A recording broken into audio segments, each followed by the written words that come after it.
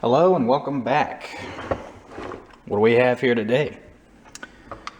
We have a pretty nice chainsaw that I picked up. So what we have going on is it ran barely. I forgot to record some of the cleaning, but you can only imagine all of this right in here was all caked up and filled with oil-soaked sawdust. So it could not breathe, it could not cool. It was a mess. It was a nightmare. So the part that I did not film, obviously, was the disassembly and the removal of this pull start and cleaning out all of the sawdust and oil and grease and dirt so that this could function properly. We also had another issue, which was why I was able to pick it up so cheap. The chain brake was not functioning, which can be rather dangerous when operating a chainsaw to not be able to stop the chain. So we went ahead and took this side cover off here, and I've actually also gone ahead and painted it, which you can pick up this Husqvarna orange paint right here at your local Lowe's for about $5 or $6. And this was all scratched, bad, beat up. So we went ahead and painted it. Looks good. So that when we pop it on here, it'll actually look decent. Okay. But we have a few more things that we're going to do, right? So we have to get this spring installed for this chain brake. So the way this works is right there allows free spin of that clutch drum, right? And there's supposed to be a spring right here. When I took this apart, it wasn't broken, it just was literally missing. So somebody had been in there and removed the spring for some reason. So we went ahead and ordered that. And that should be fun to put in. It's a pretty thick spring. But when that spring, when the handle is moved and this is disengaged, and it moves this forward and allows that spring to push right here, it tightens and goes around the drum to stop it from spinning. And that's what stops the chain, right? So we can see this is an original part, made in Sweden. So we're going to work on this mastery and beautiful piece of Swedish engineering with the Husqvarna 353, and hopefully we'll have something that will be a good chainsaw for us to cut the wood, right? Because that's what we want to do with the chainsaw. And when we do that, we will be happy. All right. So, where we're going to get started, we've got a few parts here. So, I went ahead and ordered, and we have the spring, as you can see here. And just to give you an idea of how much fun this is going to be, look at that spring, and this is moved out. So that's the amount of compression that we have to put on this. And this is a fairly thick and robust spring, as I stated earlier. The other part I got is preventative in nature. So the 340s, the 345s, the 350s, 353s, many of them, they had an issue where, and I'll show this when I start disassembling, I'm going to take this cylinder out, but right in here, the intake clamp is made out of plastic, and what happens is that plastic will break and allow air, excess air, to get by and into the cylinder, which will cause a lean running condition, which then in turn can cause running issues and this thing to run a little hot, because that's what happens when you have a lean running condition. Now, Also, what we want to look at is this clutch bearing. So this drum bearing, you're not hearing it now, but there's a lot of play in here. And it's kind of rollerbladey. So we went ahead and we got a new bearing for that. So that's what this looks like right here. This will focus for me. Maybe. Let's try that again. Come on. There we go. Just a little drum needle bearing. So go ahead and get that installed. We've cleaned up all of the parts, so it should be good to go for assembly. I'm going to go ahead and get an area set up here because I know that this is going to be a little bit of a pain for this spring. And once I get this set up, we will return. Okay, so I didn't catch it on camera. There was a lot of struggling involved, but I was able to get this spring in here, and I got to keep tension on it because there's a plate that covers this that keeps it retained. But basically, to get this in here, you see there's a little C-clip right here. So I pop that off and it allows this to pull up off of this right here. And then you can pull this plastic slide out a little bit and then push the spring on there. And then there's a little bit of a tab in the molding right here. And basically you're just taking the screwdriver and prying it back as hard as you can. And when I say that, I mean it. I mean, there's a lot of power behind this spring. And then putting another screwdriver up here simultaneously and pushing down until you can plant this back on that stud, if you will, and then getting the circlip on there, all while holding this spring. So I'm gonna go get the retainers real quick, and then we'll get this on here so I can free up my hands. Okay. Okay, so here's that cover to keep that spring and everything retained. Yeah, so I'm not gonna lie, I mean, that's that's a lot of effort to save I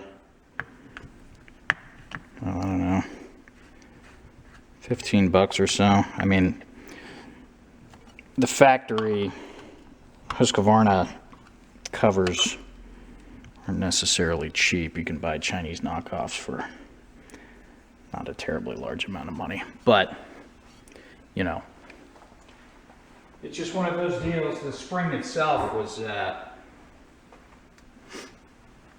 you know, not terribly expensive, but I think the spring was $3. So, and there was nothing wrong with this cover. Just needed a little bit of paint.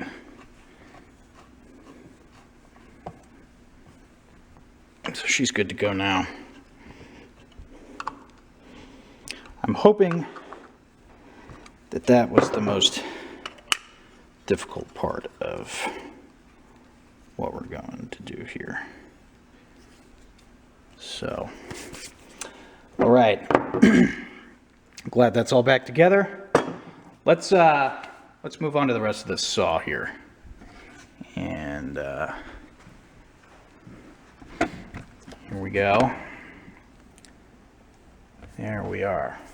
So, get some of this stuff out of the way. Hopefully this part doesn't take terribly long. But we shall see. We never know if things are going to cooperate or not.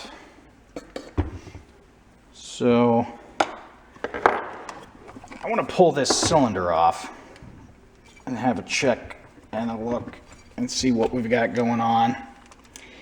That part I have not yet done. It's going to make this boot replacement a lot easier. Let's see if we can get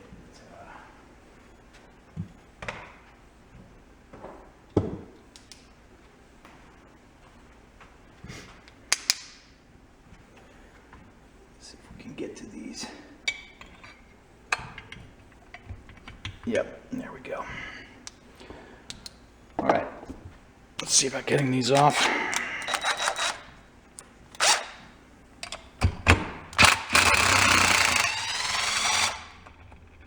There's one, two,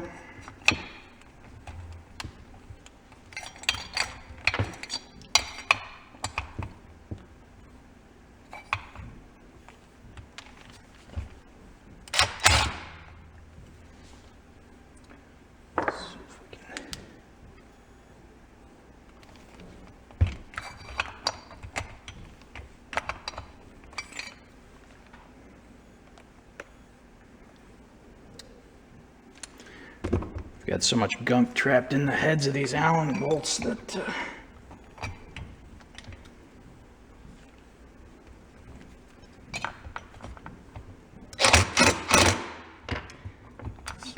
not wanting to play nice. See if we can scratch some of that out of there. Oh yeah.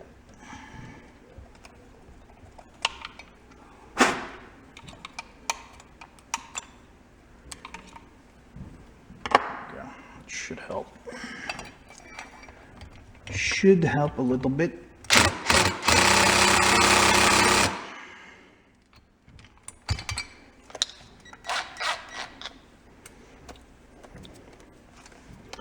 We step it up a notch. What do you say? There we go. That one came right out. Excellent. Now for this one, let's see what we got here.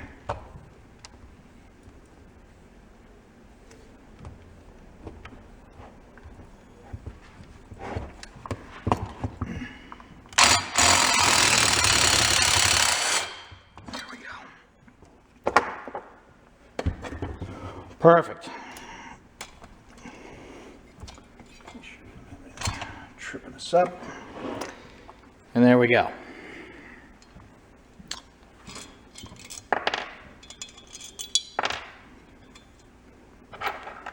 Those out of there.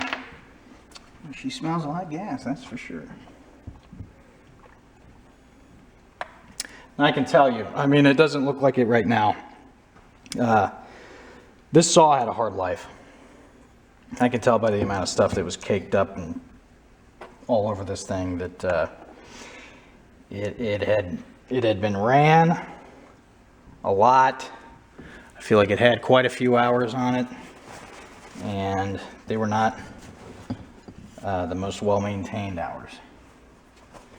So, but upon cleaning, I think we'll be okay. That gives you an idea. Let's see if we can zoom in here a little bit. Maybe. There we go. You can see right there the piston, a little bit of carbon on the top, nothing too crazy. You can see all right in there.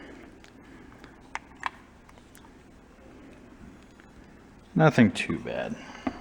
I'm actually surprised that it looks as good as it does, to be honest, because it was really bad. So we'll go ahead and get this cleaned up, but before I do, I wanted to show you. So this is that intake boot, right? And this right here is the plastic clip. See if I can show you here. Where's my screwdriver? They're both over here. That's not the most helpful, is it? Okay, so you can see right there. Okay.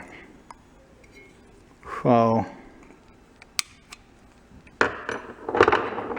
just release that clamp. See, this is the plastic clamp.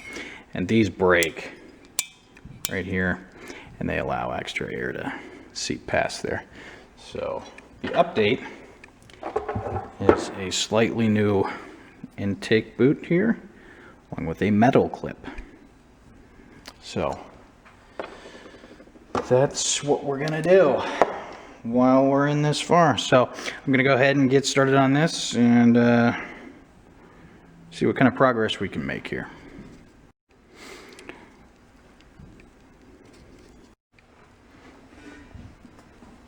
Okay, so got us on a different tripod here. Here's the boot that I've taken off the cylinder right here. And it's kind of a two-part deal, and I've kind of pried it out of here. And then there's a little hose that connects right there. So this is the old one. The reason that you have to replace them both is because they're actually a different design. The plastic clamp is actually integrated as part of this boot here. And you'll see the new updated metal one doesn't have that clamp. This is just pressed together by the new metal clamp. Okay. So we're going to clean this up a little bit. Get some of the spoogie off of here. It's more of that. You see this stuff, and this is just not very much. It was all over, and you can see it. It just needs to be cleaned out of here, so that we know that we'll be working with clean parts. You can just see all that coming out of there. I mean, it is nothing but oil and sawdust mixed together. And then the sawdust decomposing with the oil and turning into this crap. I don't even know what to call it. Bad stuff. Bad stuff that we want out. So we're gonna get it out. Okay, got that off. I'm going to go ahead and clean this part up and just scrub it real quick, and we'll be back. Okay, so we got this all cleaned up. I don't know how much you can see, but all the crap is off of there. So what we're going to do is we're going to this part is soft rubber and this part is hard plastic, so we're going to kind of mush this soft rubber part through the new intake boot.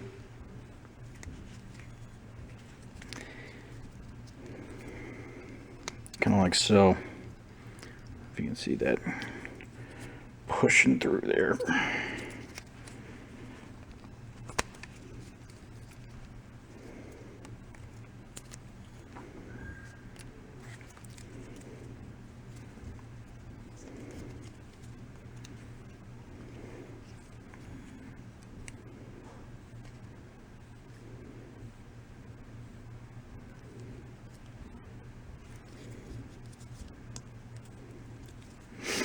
Okay, there we go. It is now through there. So this part, this is good to go. So you can look here, get a flashlight. Hopefully it's not too bright, but you can see down in that cylinder. It's not too bad. We got a little bit of our dome there, but so a little bit of the difference between the 350 and the 353. So there were two versions of the 350. There was an earlier version that was it had a 44 millimeter flat top piston, a 44 millimeter bore. And then they came out with the 350 EPA. And what that did was it took the cylinder from the 350 here, which is a 45 millimeter. You can see that with that stamped 45. So it's a 1 millimeter-ish larger bore. But they couldn't have it competing with the 353, so what they did was they had a dished piston in there, right? The other notable difference is the 353 has a magnesium case, right? And on a 350, this right here is plastic.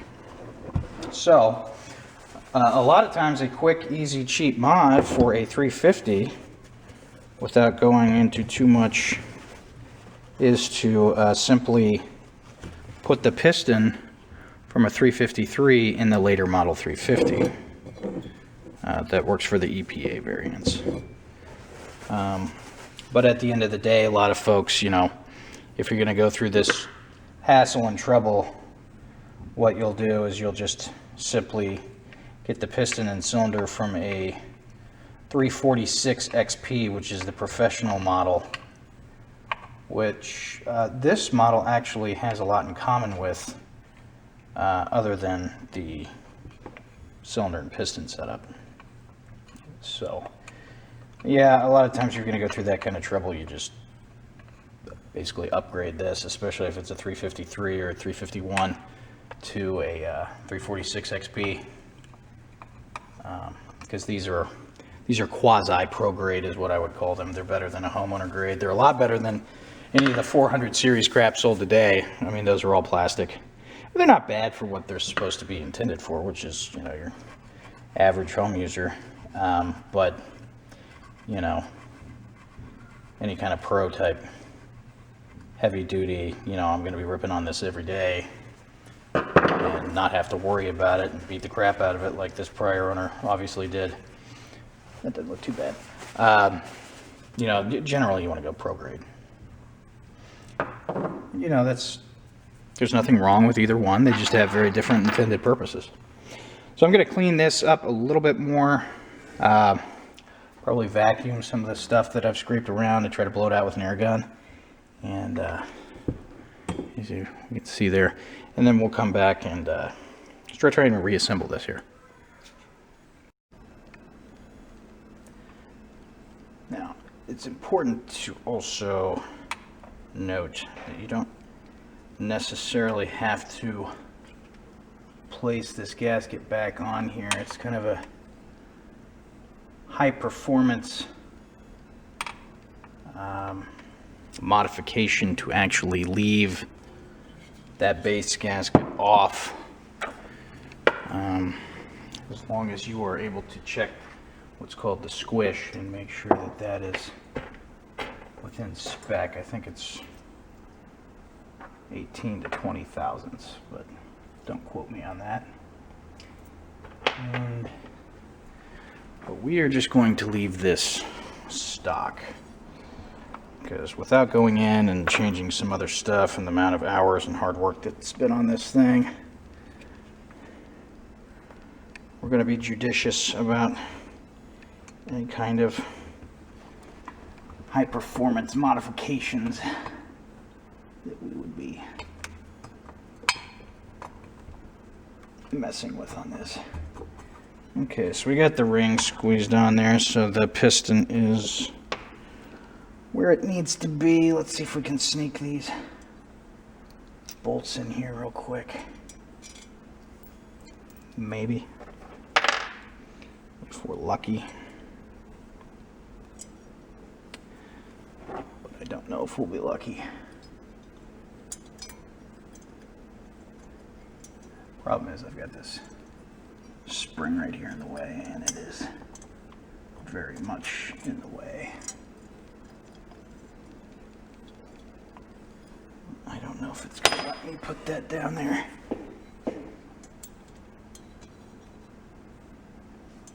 Yep, it's going to play nice. Look at that. Got to take the wins where you can get them, when you can get them, right? Okay. Now, I'm going to go ahead and get that long wobble extension.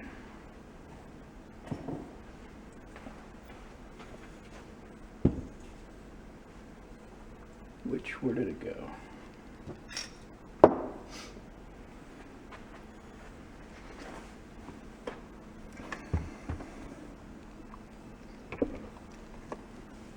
I know you are somewhere.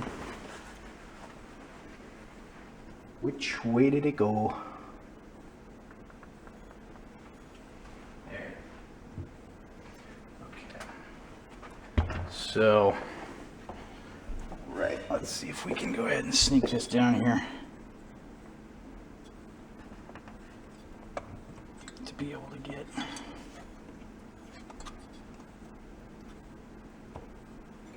this exactly where we need it.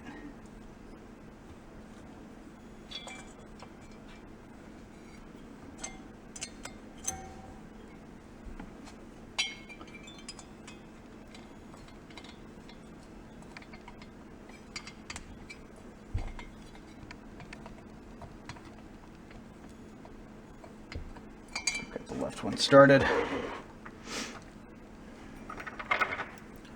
Okay.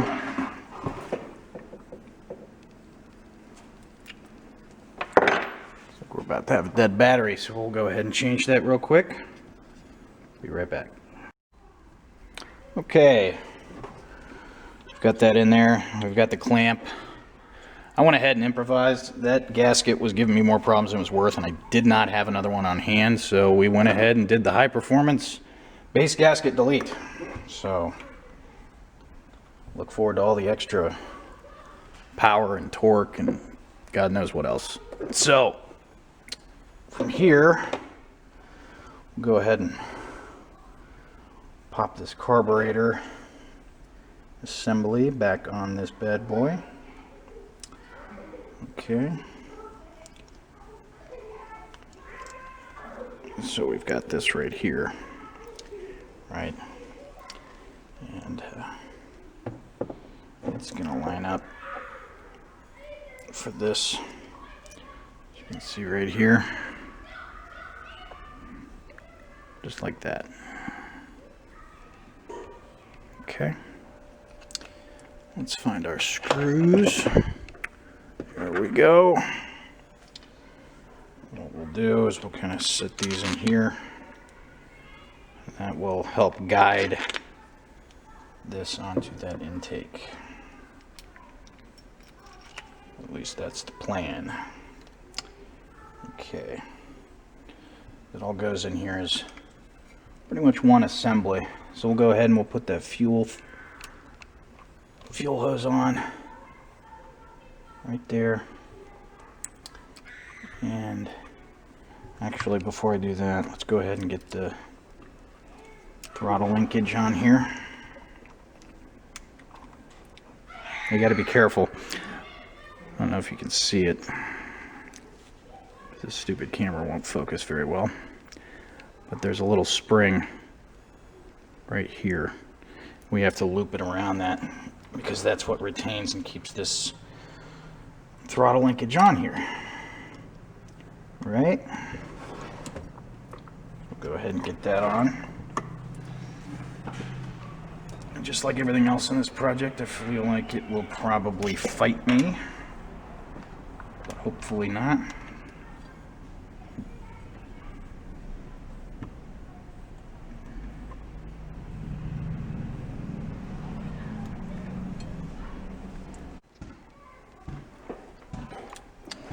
Okay, so we've got that on there.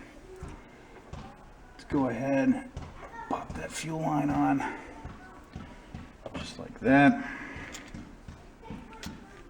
And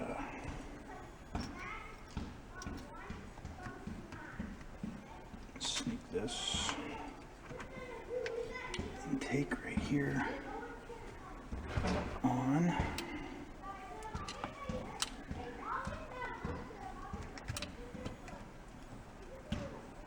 We need to make sure that we pop the choke on right there.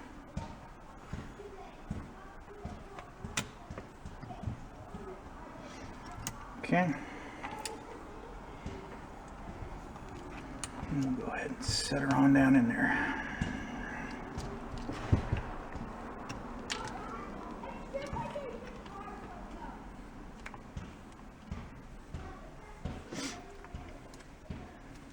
I think I've got this on not quite right.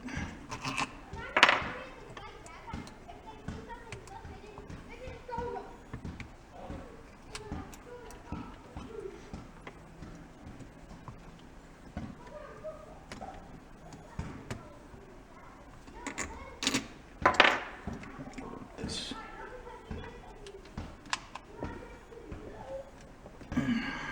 under the throttle.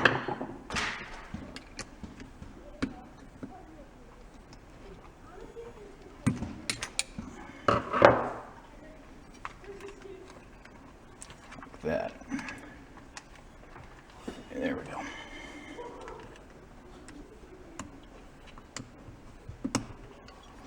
So I want to show you guys right here. Get this situated. So you'll see right there that blue choke. If it'll focus. It doesn't seem like it wants to. But you'll see this blue choke lever right here. It pops into the choke on the carburetor and it just snaps in. But you got to make sure that you got that on there or else you won't have choke. Okay, so we got that popped on there. Let's go ahead and get these bolts through.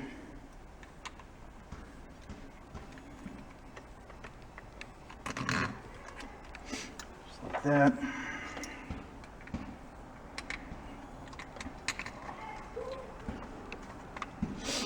Okay.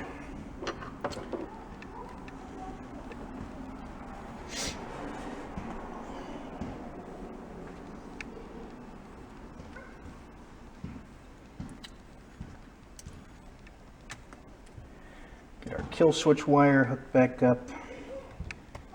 Slide that bad boy on. And then let's go ahead and snug these down real quick by hand. It should go in fairly easy. They shouldn't fight you too much. If they do, you might be cross-threading. So make sure that these bolts don't fight you too hard.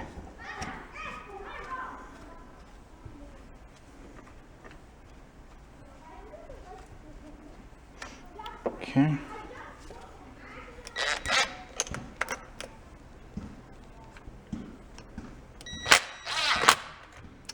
That one. We got that one. Sweet. Okay. And then you might be able to see here right here. This is a little retainer that holds the carburetor assembly into place, and we're just gonna use a screwdriver and loop that in there so that it stays where it needs to stay. It usually doesn't fight you, so that one went right in. There we go.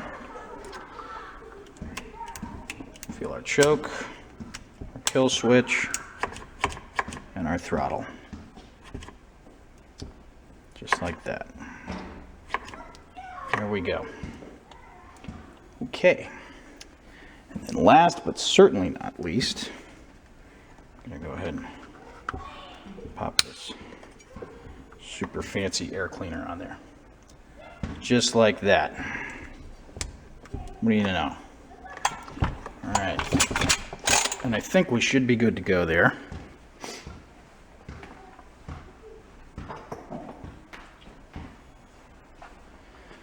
Now, another little performance modification, but it's not just about performance, it's also about longevity. So, if you'll notice, I kind of put some silver marker on there. What was I hiding? Well, this is an E-Tech model. which is an EPA version of the 353, and they did the same with some others.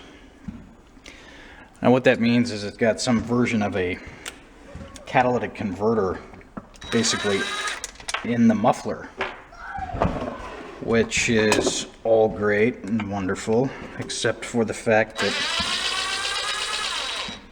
it gets extremely hot and will really reduce the longevity and the lifespan of these things because it does get hot. So what we did, we went ahead and got your standard muffler.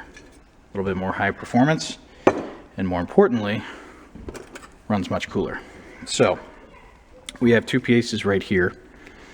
We have this, it's kind of a deflector and helps manage airflow around that cylinder head and blocks it from the heat of the muffler. And we also have our exhaust gasket. Okay. So we're going to go ahead and get our bolts for the muffler.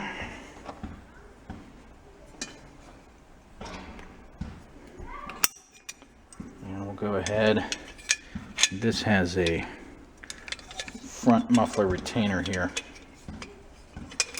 And that just assists in keeping this from backing off.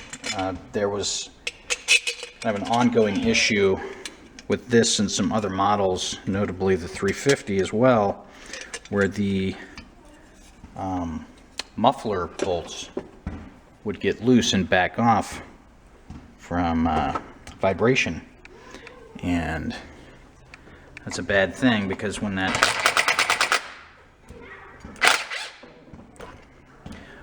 that muffler gets loose, not only does it get loud and cause issues with pulsing, but it will start melting plastic and other things around it, which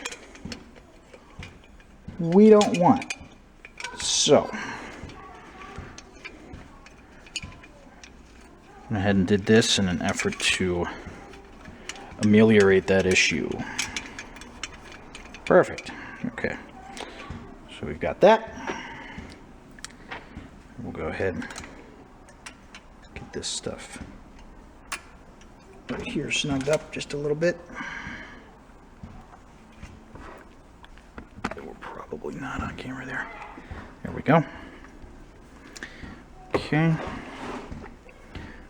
I'm going to turn that light off.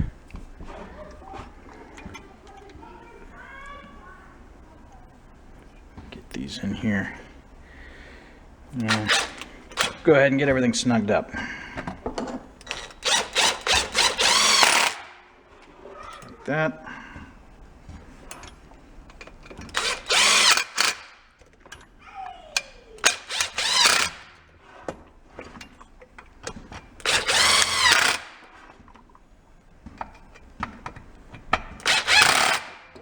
Here we go. Perfect. I think we're ready to go ahead and just pop this top cover on. And you can see what happened from the previous muffler. See, that's what happened. It was getting so hot, it was burning the plastic. We'll go ahead and get that popped on there. Okay, we went ahead and got the cover snapped back on here real quick. There's a piece of plastic right here. And this part that's got kind of the indentation goes right in here. It rests on the spring, anti-vibration system spring. So that's where that goes. Get this all snugged up here.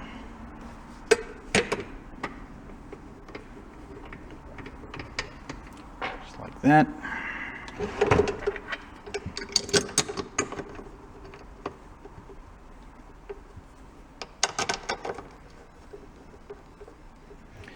Started a little bit, and then we've got two under here.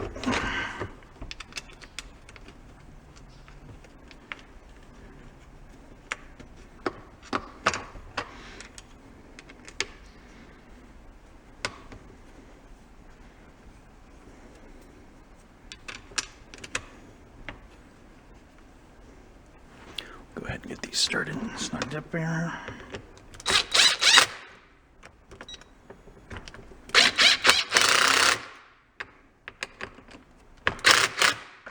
Just like that. Do the same with these.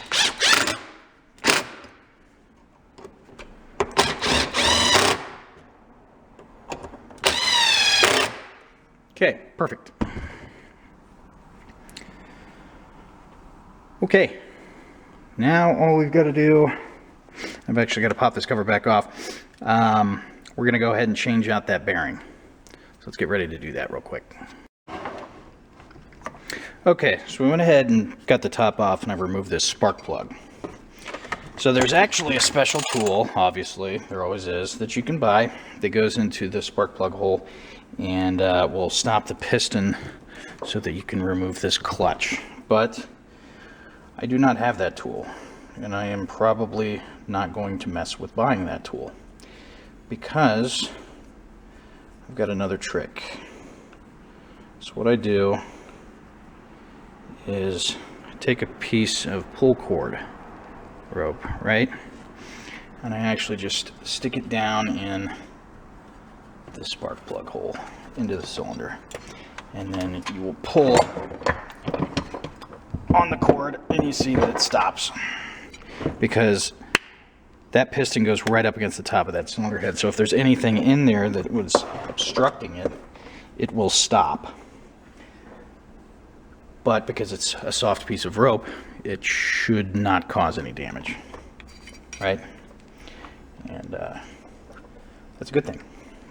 So, what we're gonna do, and then see, just pull it right back out, which is what we want. Okay, and I'm gonna make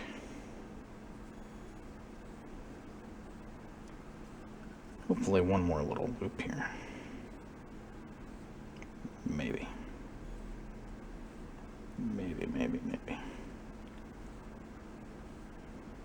There we go. Okay. So we've got those. Stick it down in that hole. Pull our cord. And it doesn't move. Perfect. Now, we can tap that off with a screwdriver and I can beat the crap out of it. Or, what we can do is use this. And what is this, you ask? It's just a regular air hammer. No, it is not. I'm not a huge fan of air hammers for most purposes because if you get a really, really good one, like a snap-on, like $400, $500, $600, $700, God knows how many dollars, and I'm not into paying that. So I want the power, I want the grunt, I don't want just a big, large vibrator that I hope will work. So what we have here is called a rivet gun. A rivet gun will take the same extensions, this is an X4, as a normal air hammer would.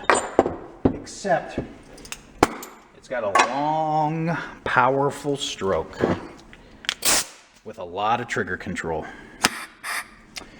And that is going to allow us to do anything we want, but in this particular circumstance, it's going to allow us to knock this thing off. See that? Let's see if we can get the angle on there. Might need a different bit to get in there.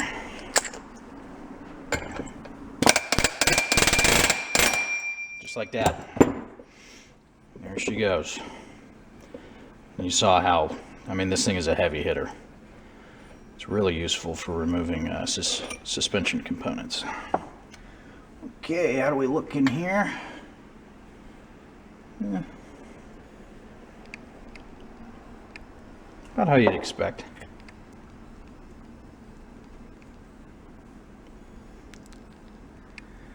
Yeah. It's got some wear on it, I can feel. That cage, there's a lot of looseness in that cage, so let's go ahead and get our new bearing right here. Put the old one over there. Let's get some of this wiped off here.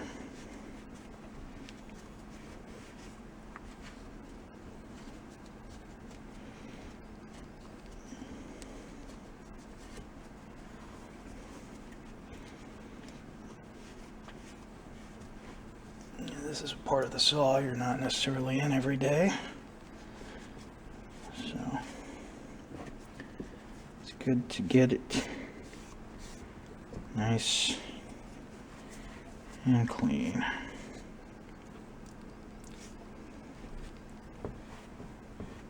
There we go. Just like that. Now, let's go ahead and get some grease on there.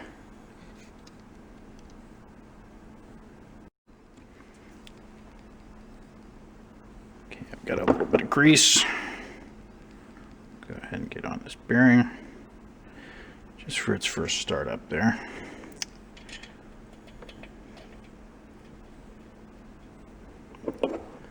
Pop that on there. Much better. Much better. Okay. We can go ahead and pop this bad boy back on there.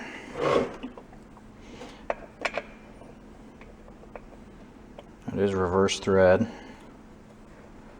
and we don't really need to go crazy, if at all, with worrying about tightening it, because the saw itself will tighten it back up. That's why there's no way to really hammer that thing back on there.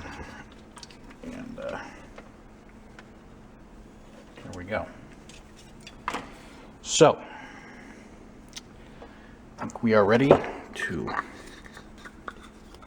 pop this spark plug right back in here. Just like that.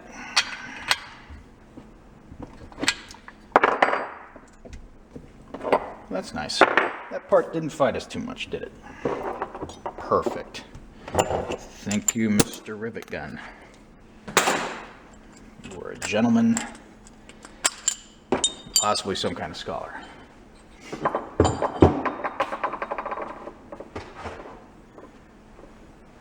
And we've got this nice bar, I believe a 16-inch bar, and then we have the chain here.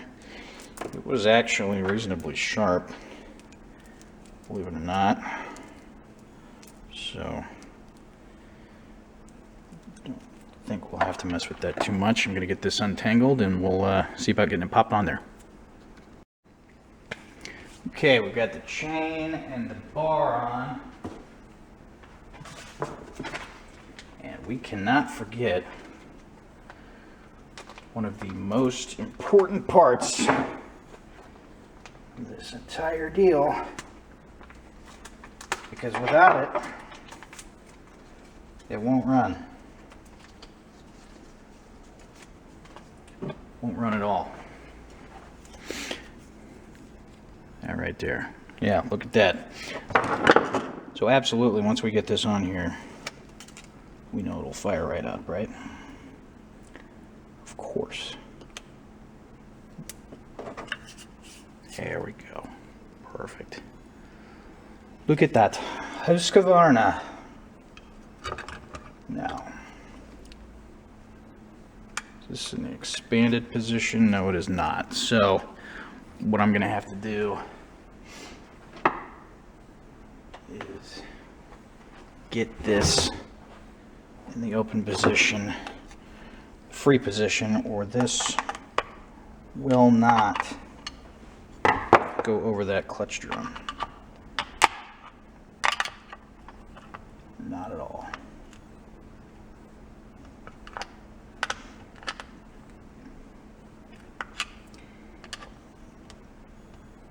Yeah. Sometimes we can use this lever to crack that open. Sometimes. Sometimes not.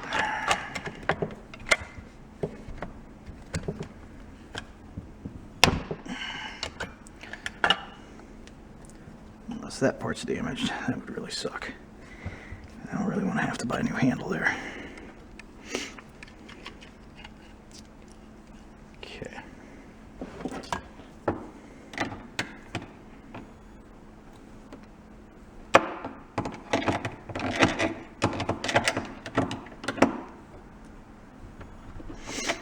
Let's see if we can get this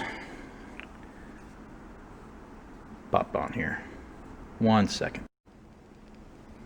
Okay, it fought me a little bit, but I was able to get that thing twisted and get this ring in the open position so that it should very nicely slide on like that. That's exactly what we want. Okay, let's get these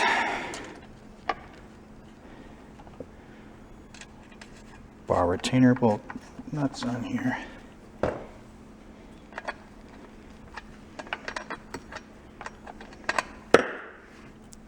I've got that chain adjusted just about where I want it.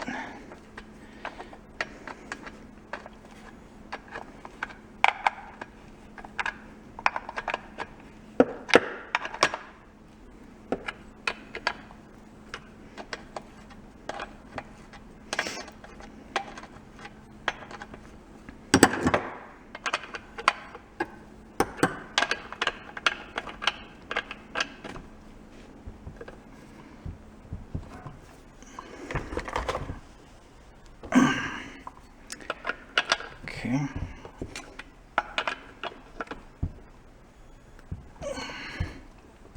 There we go.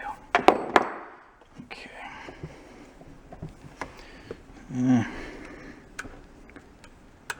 It's a little tight, but it's okay for what we're trying to do. All right. Well, she looks pretty, don't she?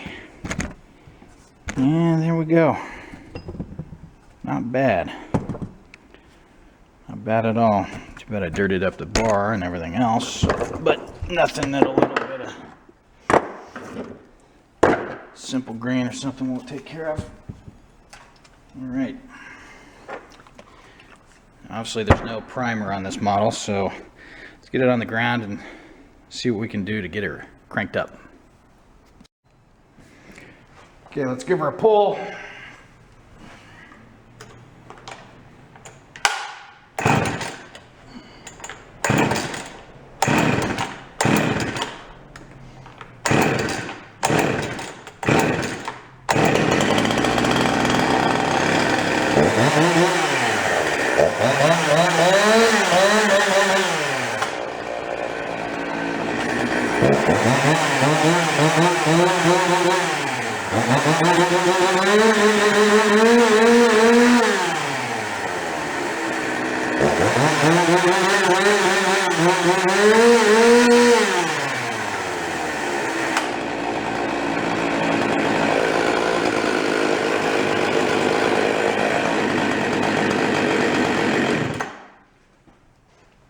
I think that's what you call success, ladies and gentlemen. Sounds good, the brake works, stops immediately. It's got a nice idle to it, doesn't try to die. It's got a quick trigger. And a high RPM, I mean that thing rips. Which is pretty much all you can expect from one of these. So, I think we'll call this a day. And let me know what you think. Subscribe, thumbs up, thumbs down. Give me some comments. And I guess I'll see you the next time in the next project. Have a good night.